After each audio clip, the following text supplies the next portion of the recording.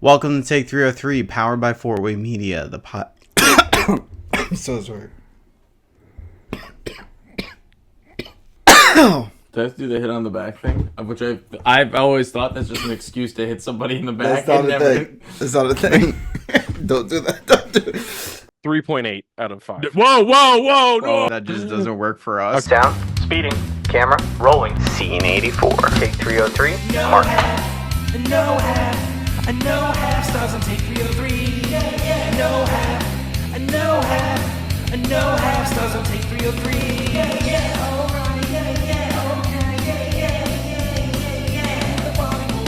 No half stars on take 303. Welcome to Take 303, powered by Four-Way Media, the podcast with the guy who knows a lot about film. And his friend. I'm Nick Molinari. I'm JP Brooks. We're talking everything film and television, and today we are talking about Netflix's Unfinished Beef featuring Joey Chestnut and Takira Kobayashi. But first, there's no cinematic news today. Thank God. We've had a busy couple days and a busy next few days, so we had to kind of squeeze in a quick episode. So we did a Netflix special, and keeping with that theme around food, JP, where were we the last couple days? Physically, my body was in Scranton, Pennsylvania. Mentally, I was in the fifth layer of hell fighting cannoli cream and pastries. We were in Scranton, Pennsylvania at La Festa Italiana, 49-year family tradition that I've been doing since I was 13 years old. If you don't count COVID, this is my 18th year, 17th year, whatever. And yeah, once a year we go and sell pastries in Scranton, and Nick had the unfortunate pleasure of joining me finally after all this time. Nick, thanks for coming. Sorry you had to be there. I know, I've been on call for you for the last 2 years, I think, and you've been adamant to make sure that I'm not going. And this year there was just no way out, and you needed the extra person. I gotta say, after all the stories I've heard, it wasn't as bad as you had pitched it. There was only one day that I felt like I was living in hell, and that was the Sunday. Yeah, we looked at our numbers. It was a record-breaking Sunday for us. So, one of the busiest Sundays we ever had. Ever? Ever. That's it felt like it. Yeah. Yeah, your mom would be really mad if you didn't go into the history of this. Sure. So my grandfather owned a bakery, Scallop Pastry in Fort Hamilton Parkway. He's the first generation that came over here. He had 6 brothers. All of them had kids. Most of them are bakers. My uncle was one of them. And when he owned the shop for a few years, this guy would come in and order 250 dozen pastries. My grandfather really never asked. But one year, this guy doesn't put the order in and says, "Hey, I usually grab your pastries and I go to this Italian festival and I sell them. You should do the same thing. Take it. I'm not going to do it, but people like your pastries down there. I do very good." So my grandfather told my uncle about it. And my uncle said, "All right, I'll go down." Hopped in a station wagon, loaded up with as many pastries as he could. Went down there, and he sold out before the day was done to the festival. Okay, because you only told me the first part of that. I never heard how we got to Scranton. Yeah, and so that's how we got to Scranton. Some guy would come in and do it, and so my uncle has been there. He's one of the first vendors, but was not there for every single one. Mm-hmm. A few years ago, maybe 5 years ago, La Festa celebrated its 50th anniversary. So my uncle was 49th, only missed a few. But yeah, he literally went down in a station wagon by himself and other workers, was so mobbed that he set up the tables and everything and could not get the pastries out fast enough that he just started selling them literally out of his trunk. And when the day was over, he went back in his car, drove back, put in more pastry orders. My grandfather worked through the night, and he went back out the next day, and it was like that for the first few years. He didn't even there wasn't, we're talking 70s, 80s. Yeah. There's no rent the truck. There's U-Haul probably wasn't invented. There's nothing. Yeah. It's throw it in your car and go. And he was mobbed the first few years, and eventually, my uncle was the one who sort of led the charge with that. It became his thing. made a lot of what you see me do today is the family over the years perfecting the craft. Yeah, because from what I've seen as an outsider looking in, first off, everybody in Scranton, that area of Scranton, Pennsylvania, knows you guys. Yeah. Like they come back every year.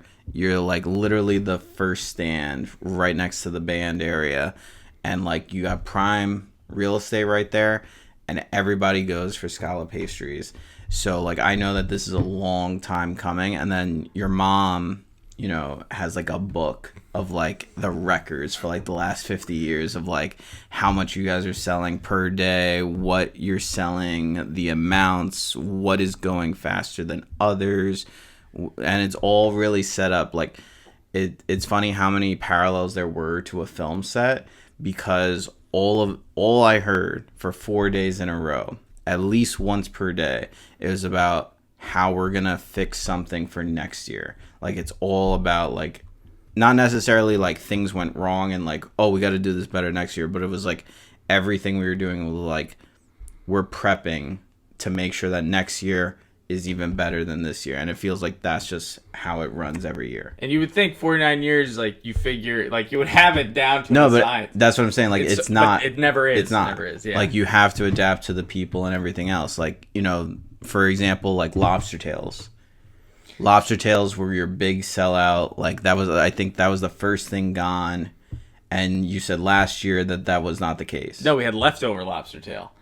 So it's somewhere in the medium. Also, it's just the truth of doing anything, doing a business. It's a 4-day festival where we sell Italian pastries. It's an Italian food festival. We've been going there a long time. The difficulty about being an Italian pastry stand from New York, this is a 2.5-hour drive. It's not like we have a place where we can make the stuff. So we have to make it in New York and ship it over, keep it cool, try to keep it as fresh as possible. And so when you're doing that, you have to guess what you think is going to sell and what is not. You also have to plan for things to get messed up in the truck, because there were a couple of ones that literally fell off the truck because and not in a good way. Yeah. they move around in the back of the cooler, and the only thing that you do make fresh there is the cannolis, which is why for like the last couple months I've been referring to this as the cannoli festival. It is. I do call it shorthand the cannoli festival. We 6,600 cannolis get made. And my dad had a cannoli yesterday. He was like, "It's so good." He's I'm like, glad to hear it. He saw the full box. I was like, "Hold up! The whole box is not for you." There's and that's there's the day. That's not even that fresh. That's a couple days in. So and then Liz had a Linzer tart, and she said it was the best one she's ever had. Yeah, and really I want to give credit to not to reveal too many secrets, but my immediate family, though other family members may have bakeries, my immediate family no longer has bakeries. We're not in the baking business. No one's really picked it up. So we work with another bakery who makes the pastries for us, but to our specifications. There are certain things. Right. My grandfather, we went around trying different bakeries, and we found one that we really liked, and I'll keep that private. Because we're not allowed to name drop, right? I don't want to name it. It's just kind of, you can't let us...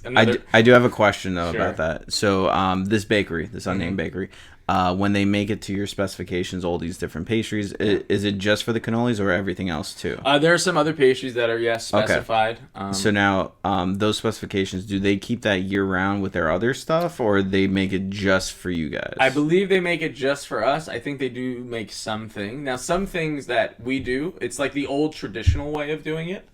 But because of the world we live in 2024, it's not like it used to be in the bakery business where holidays now are the big thing. Back in the day, an Italian bakery in Brooklyn, they're pumping stuff out. Yeah. So they've adjusted to they've sacrificed some flavor for longevity on pastries. Whereas we order them for the original stuff, but they don't last as long. I'm sure you experienced that with a couple of pastries in particular. Napoleons. Yeah. I will. I'll name drop them. Worst ones. Worst one. They're tough. No, they taste good. I'll give you that. Very good. But they are the worst to handle. They are the worst to travel. They're miserable. If anyone thought that you could put a Napoleon in a box and then make it home with it, you're so out of luck. But to kind of reel this in, because we spent a couple minutes on this, and there was a reason. Yeah. Because there was also a cannoli eating contest at one point at this festival. Yes, San Gennaro I know has one here. We also decided, 18th Avenue also has one. they have one now. We did one for a few years in Scranton. A lot of fun. But it's boring, kind of like what we're going to talk about today. At the end of the day, it is boring. I think it's exciting for the people there. It's very much a live event, and we'll get more into that after Yeah. the break. Watching an eating contest is so fun in the moment. I went to the Giulio Festival a couple months ago, and they had a meatball eating contest. And I will say it was fun to watch in person. So more about that after the break. But before we even get to that, we do have one more surprise. Sure. We have... Oh, right. I forgot about this. We have some merch. Yeah, so we just... I'm going to set this aside because that's a lot of noise. We did pick up our new set of merch. So in the coming weeks, we will be putting these up for sale on our online store through 4-Way Media. And you haven't seen these in person. I just remembered all the things we were spitballing. Yeah. we had a couple different designs, and we chose 3 to start with. So there are more ready to go. There's one that I'm really hoping that we end up printing. And the print job it came out really good. So Yeah, I want you to see these. So the first one here is our Scorsese really t-shirt. like that, yeah. I think it's very nice and clean. My favorite director of all time, so that had to be the one we start with. And inside each letter, I'm not sure if you guys can see it on the screen. Probably, yeah. We're in HD. If you zoom. Yeah. There's an image of some of his best works, and yeah. And underneath it, not only is the image, it's the movie and the year it came out, which is really awesome. This is awesome. Yeah, Man, he really has made a lot of good movies, hasn't he? he really has. He has. Way better than that other fucking Coppola guy. Very nice. You know we can't get out of Megalopolis, right? Yeah. All right, the next one is a meme that the two of us really did like so much research on creating for Dune 2. Well, Dune 1 and 2 is a didactic spelling out of the theme for Dune. And JP, since it's out there and you can give Hold us on. your best Dune. Okay, this is so tough to... No, it's ha. Huh? Ha,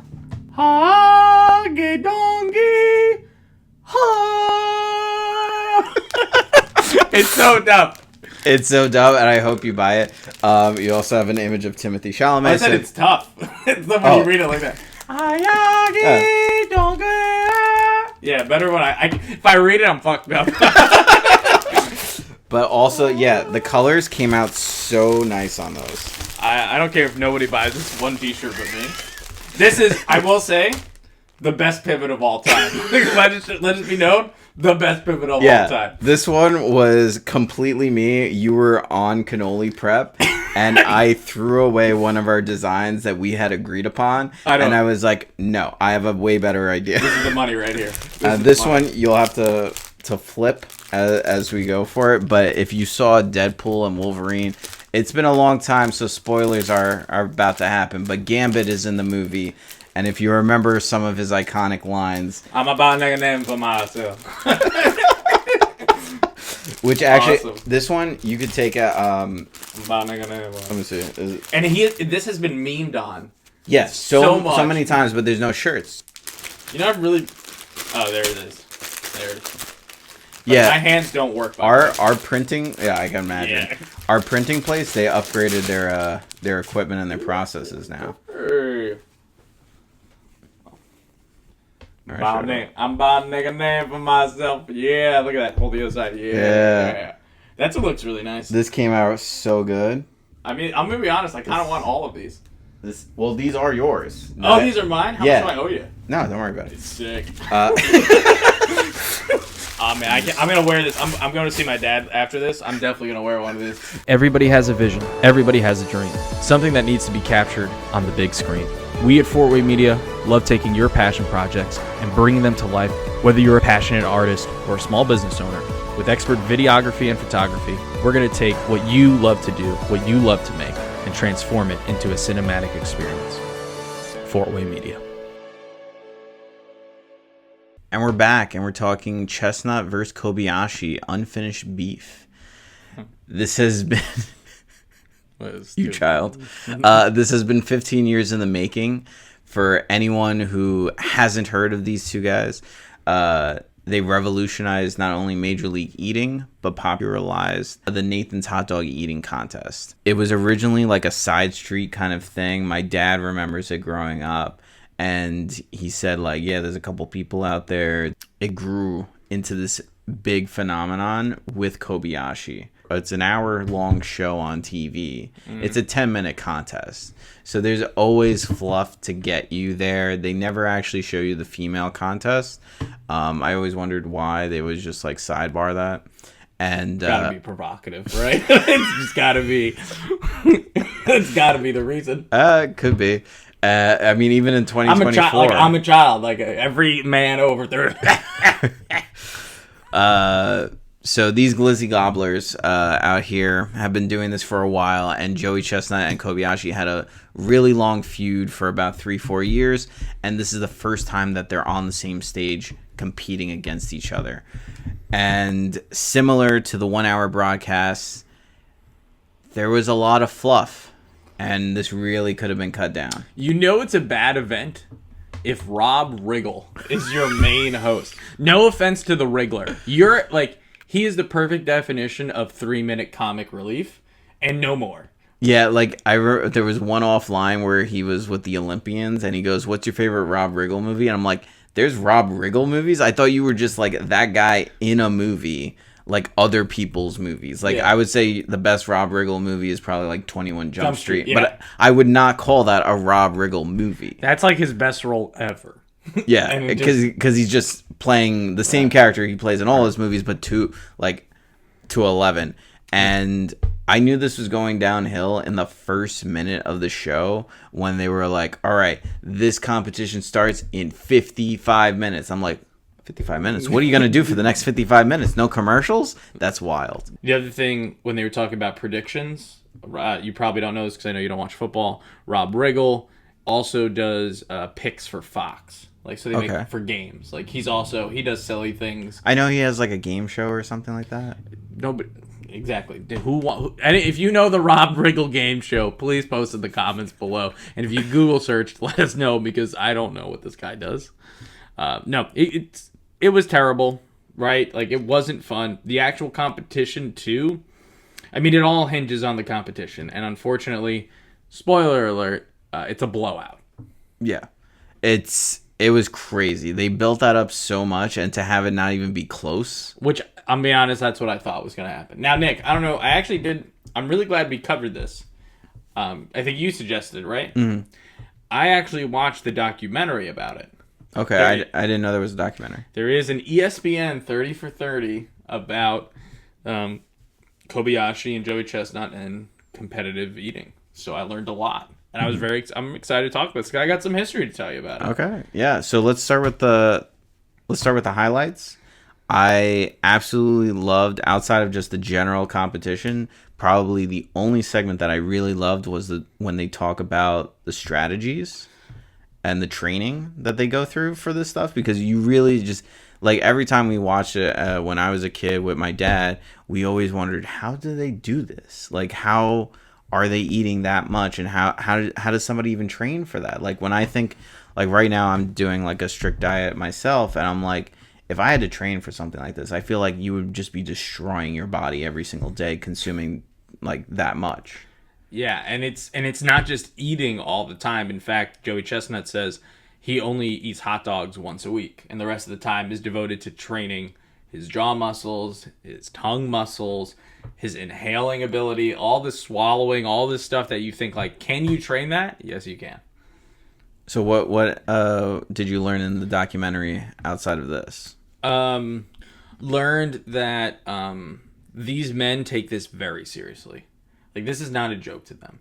Major League Eating, the group that runs it, I mean, dare I say, similar to a regime in 1945 that was causing a little bit of a ruckus, dare I say. A little bit. A little bit. Competitive eating is so serious to the. It's a sport. Honestly, really when is. I was watching the special, it felt like dodgeball to a certain extent. Like we're watching ESPN The Ocho, Yeah. and it's all these crazy different sports, but it really does feel like that. And I think the issue that I have with this documentary, outside of the extra fluff, is that they should have treated it less serious in a sense. Like when they do the Nathan's contest, like I don't know if you remember the host of that show. Well, he's in charge of the Major League Eating. I didn't know that.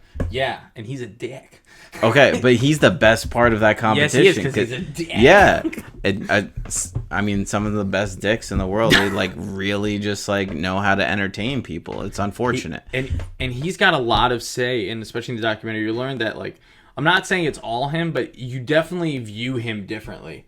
Like, he wears that, like, carny hat. Yeah. Like, you get evil carny vibes from this guy. Like, it's crazy. And that's why, I mean, the Nathan, like, the hot dog brands, like, they're like, either you with us and you follow everything we do, or you're not and you're out.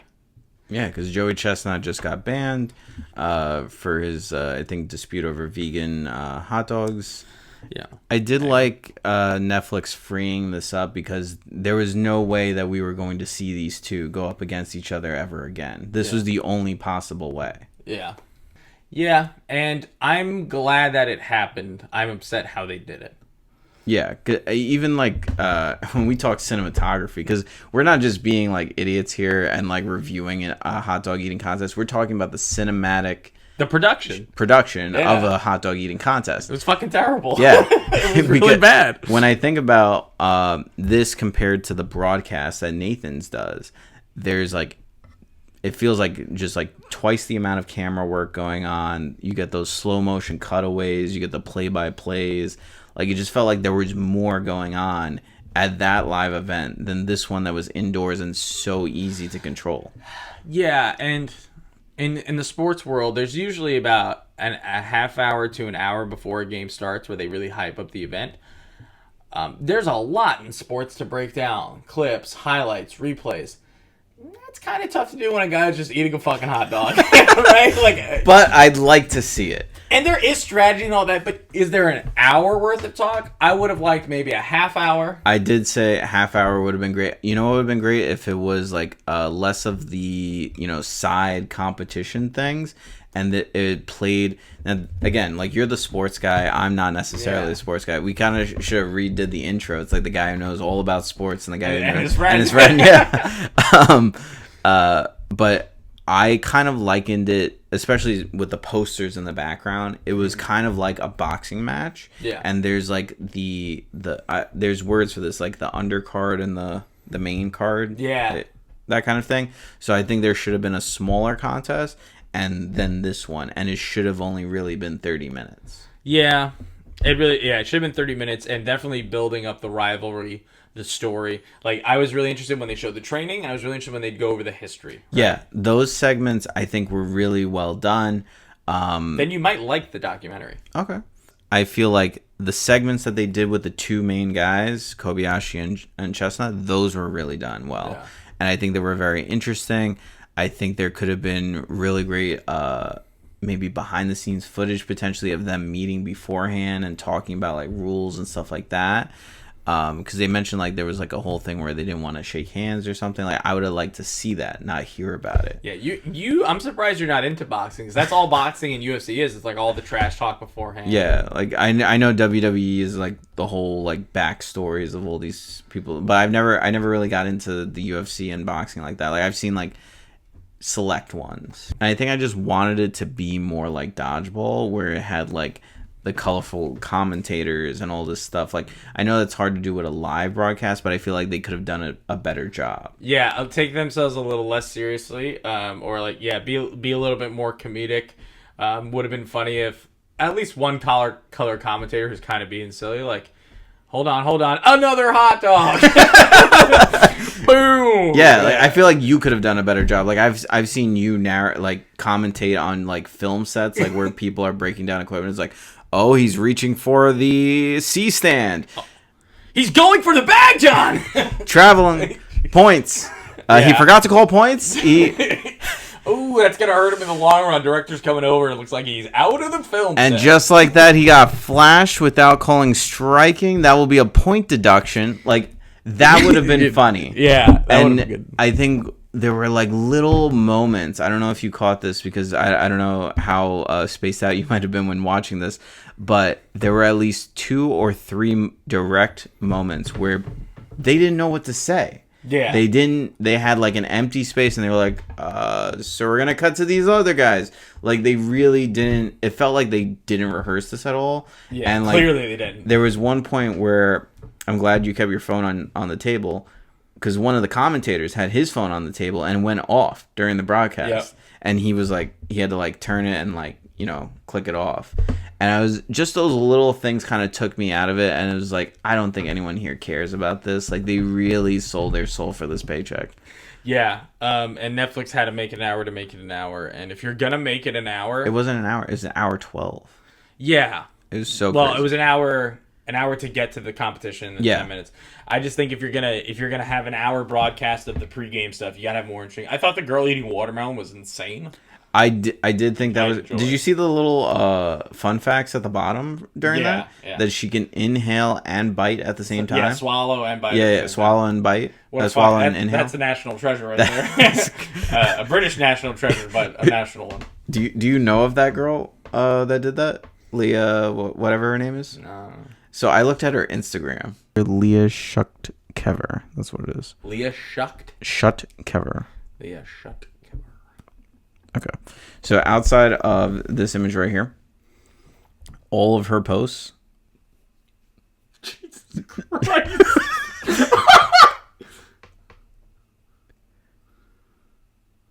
They're not all this, are they? Every single post is just her eating something or pulling something out of her mouth.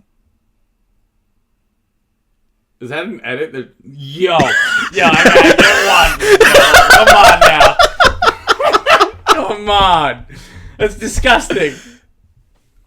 And dude, it's every single post. Jeez, bro. What are you? She just memes it. She just memes it at this point.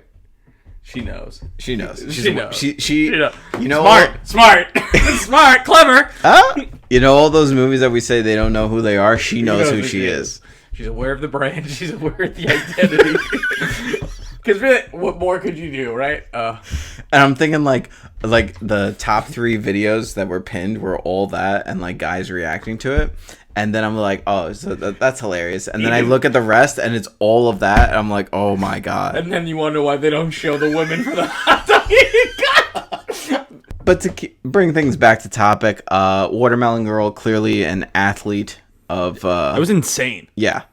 Actual insanity. I wasn't a chicken wing guy versus the Olympians. You knew he was going to crush him. Wasn't even close. The part of the Nathans thing is like, it's chaotic, right? Mm-hmm. When you watch it the 4th of July, there's so much going on, so many things moving. It's really, even if you're bored by the guy who's just eating, like there's just so much chaos. This is a head-to-head matchup, and like even any boxing match. An early knockout is cool, but It's not entertaining. it's not that but here's the difference. A knockout really fast is entertaining for a couple minutes. Like, wow, it was crazy. And it's over. The problem with competitive eating is that, like, if it's not close the entire way or it's not close at all, it's just very boring to watch. Yeah, I mean, it is what it is. He won. Clearly not rigged. And those guys are... I did get a kick out of all the guys, like, doing, like, all the safety checks around to make sure no one was cheating. That was hilarious. Oh, under the feet. Yeah. I was like, why is he checking under his shoes? And they were like, in history, some people have been, like, hiding food under their sneakers. I was like, really? That's crazy. Yeah. All those little things, those are interesting. What we were shown was not. Yeah. If it's just a lot of fluff, a lot of, like... Every once in a while, like every 5 minutes, they're like, "Hey, who's excited? Hey, who's excited? Hey, are you? I'm excited. Are you excited? I'm excited." I think also for us, seeing a live show when we know we can fast forward it later on was just so tempting to do. But I was like, no, I have to watch it the way it was meant to be. Yeah, okay. And You fast forward? Hell yeah, but once they did that chicken wing, I'm like, get me to the end of this shit. Doesn't matter what Rob Riggle says during that. I've tried to do it for 5 minutes at a cannoli contest. When you're trying to entertain a crowd, it is brutal. It's miserable. At some point, I don't know when in our life, we've had video game contests, we've had video game competitions with celebrities. I think at some point we should do like an eating contest. Would it have to be popcorn? That would be a hard thing to I will gauge. fucking destroy you when it comes to popcorn. Well, that's a challenge. All right, we'll pocket that idea for the Broskers. But when it comes to competition organization, I know how to make a fair fight. And also, I don't know if you know this, but for the bachelor party coming up in a month from now, part of it is it's an Olympic event. We're doing drinking and sport events, and there will be a winner. So I started a no drinking diet today. Okay, good for you. It goes for 75 days, which will conflict with the. I'm pausing on your bachelor party. Be pausing. Yeah. If you're not. All right, so let's go for some final thoughts and ratings. Sure. I'll go first. It was needed and not needed at the same time. This special was fun and also excruciating to get through at the same time. I think there are a lot more flaws than pros here. There were bits of this that were really good, and if it was shrunk down to about 25 to 30 minutes, I think this could have been a really nice special if it was only centered around these two athletes, or if there was like a smaller competition and the big competition, kind of like the A movie, the B movie kind of situation. I think it would have played out a little bit better. I think overall the presentation of it was sloppy. I think the commentators weren't really as prepared as they could have been. I think they were really just trying to stretch this out as long as they can, and that's something that we don't appreciate out here. I think this was fun for just about 15 minutes, and the rest of it just wasn't. So for those reasons, I will give this a 1 out of 5. Really? Yeah. Interesting. It's pretty bad. There's not much entertaining. If you really like, I need something as a palate cleanser from like regular TV. This is the perfect palate cleanser because in 20 minutes you're like, all right, I'm good. I can go back to what I was watching. This is not how you run an event, entertainment wise. I think for the people live, like if you're there watching all these other little sideshows, it's great. But you really have to consider the TV audience for this, and they didn't. I think if you had a TV broadcast, which was just focused on the Kobayashi Chestnut thing, that's great. And then if you want to do all these little smaller competitions to like keep the crowd interested that's around there, I think that's really good to do. But they broadcasted it thinking great. Or, what I think would have been really cool for the event. I like the watermelon contest breaking the record. What if you had 10 simultaneously going on? I think that could have been really cool.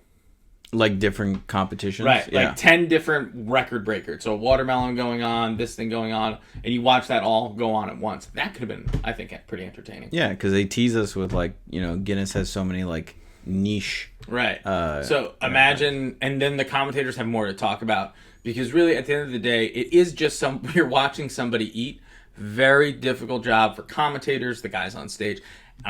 I'm telling you because I've done it, and I've only done it for 5 minutes. It's tough. It's tough to keep a crowd engaged when it's something like this. So I will say, even though it didn't end the way it was, for all the stuff with Joey Chestnut and Kobayashi, I really felt like that part was entertaining, and for that alone, I will give it a star.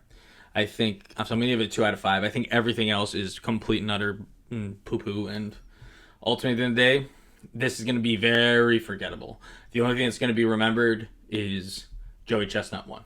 All right, well, that's been another episode of Take 303. Thanks for joining us for this very food-centric episode. I wouldn't recommend you go watch the unfinished beef, well, now finished beef.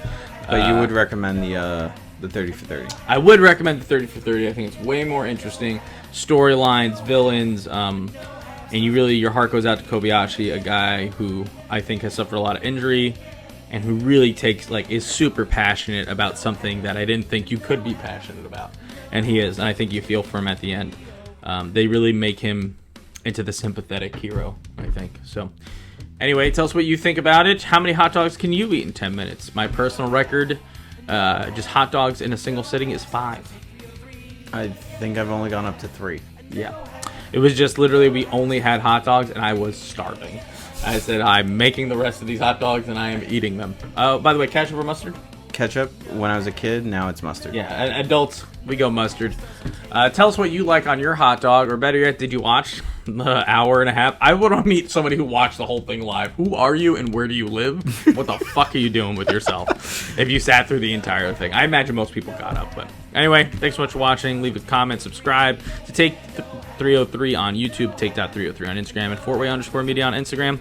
Check us next time when we try to watch a movie, come back from the chaos that has been the summer.